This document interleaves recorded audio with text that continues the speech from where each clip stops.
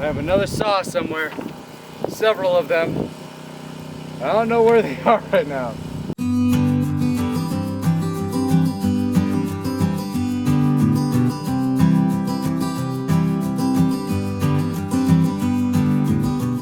So we ended up taking down, we topped these trees. We kept them that far up so we could hang hammocks from them, because we all tend to sleep in hammocks when we're out here.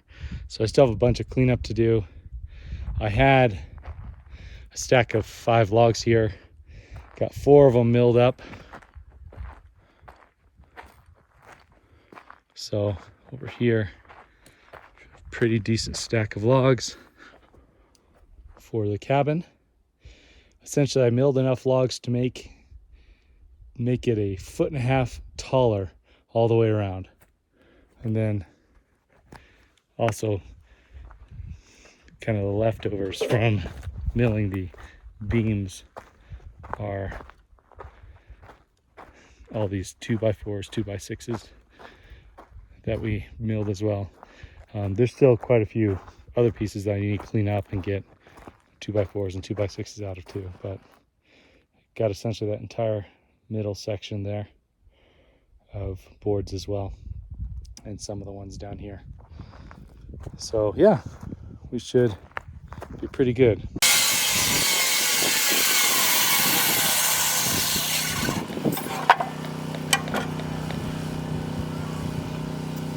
I have another saw somewhere, several of them.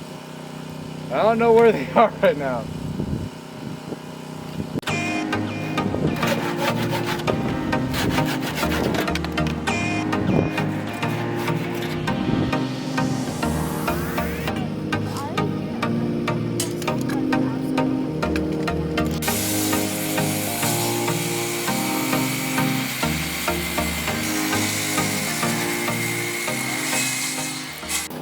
Right here. So now I gotta plane the different sides so that fits well. Looks like I'm gonna have to move those boards that have swollen out of the way. I'm not affixing it yet either, because I need to, after I've created and planed, and I'm gonna put linseed oil on it. It needs to dry, and then I'm gonna put insulation between them. I didn't even bring the insulation up this time because I know it's going to take a few days for this linseed oil to dry.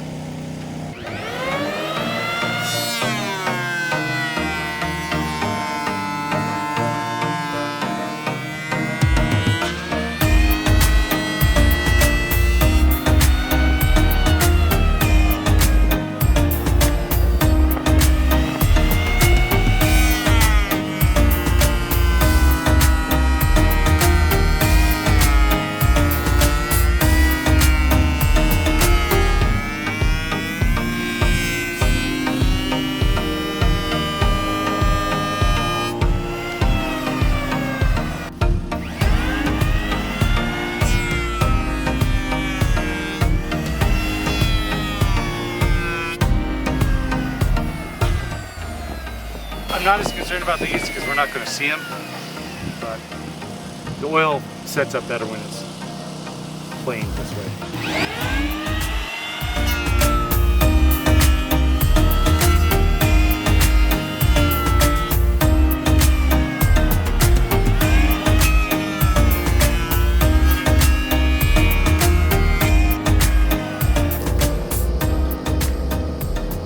So there's a door on either side here. So I had to cut the beams in half as a starting log because there's going to be a full log running this length here. If I started with a full log on that side and tried a full log here, I'd have a gap of about 3 inches between the bottom of this side log here and the main support beam. So yes, I have those at 3 inches. I'm going to have to manually cut those because they're not going to fit my jig because I just cut it in half. But we'll get there.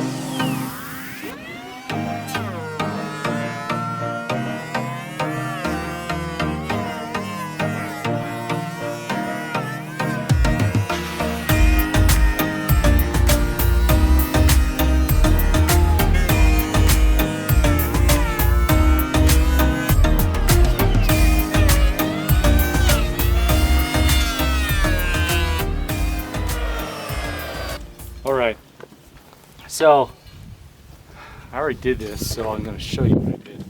On this side, I took the corner off, shaved it down with a sander and a chisel. I did this, so this is going to be the outside portion of the log, and I want it so that if rain falls, it doesn't have a really tight joint that the water might wick up.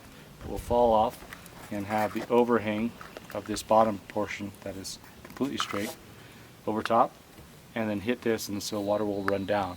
The whole idea is you don't want water wicking between the logs. So on each of the top corners I'll be shaving that down just to make sure I have the water flowing downhill. Right now, try not to hit my daughter.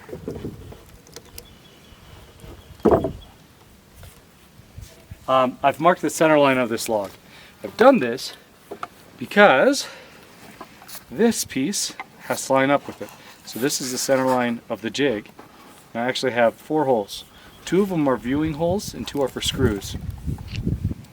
So the viewing holes is to, I can look through there and make sure I'm on center, and then I tighten it down with screws, and it allows me to make sure I'm square and on the exact right part of the log. Because this jig does allow me to do logs that are thicker than 6 inches, but I think it goes up to 8 actually. So I have to adjust it up to about that right there. And the key is I got to have exactly 4 inches past this cut. It gets a little more complicated because I have this bar set up for my chainsaw to cut this jig. This is just under 1/4 of an inch of space. So about 1/4 inch of space here. So I'll cut it at 1/4, and I'll probably have to clean it up with the chisel.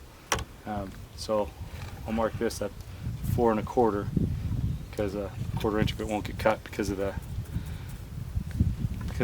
jig that's on the bar.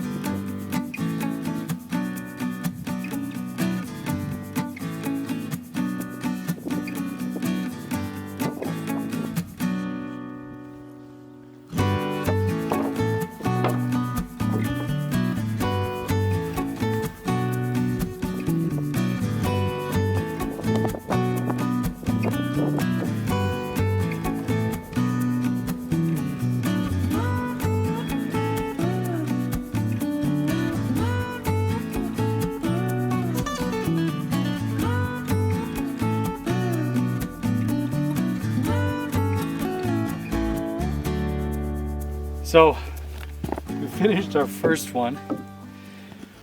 We got this, we just put some linseed oil on it. And now we're going to have to let it cure for a few days. And we did put linseed oil all the way around.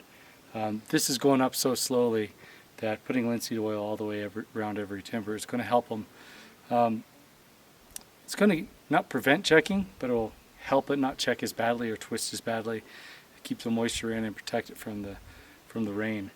So as you can see, I have this little bit of the top side's cut out a little bit so you have the rain that can fall off.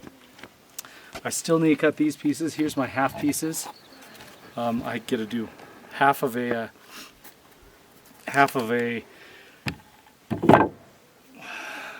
what's it called? What kind of joint is that? Dovetail. Yeah, I get to do half of a dovetail joint. And this, you can see I cut the dovetail joint so that all the rain that gets in the joint will run out to the outside of the cabin. So it's all slanted this way, and this one is all slanted this way. So when I cut this last one here, it'll have a slant coming out towards this side, and the next one comes out this side, and it just repeats over and over all the way around. It's the best type of joint so you don't get water stuck in the joint and have it deteriorate and rot. So we'll see how this works.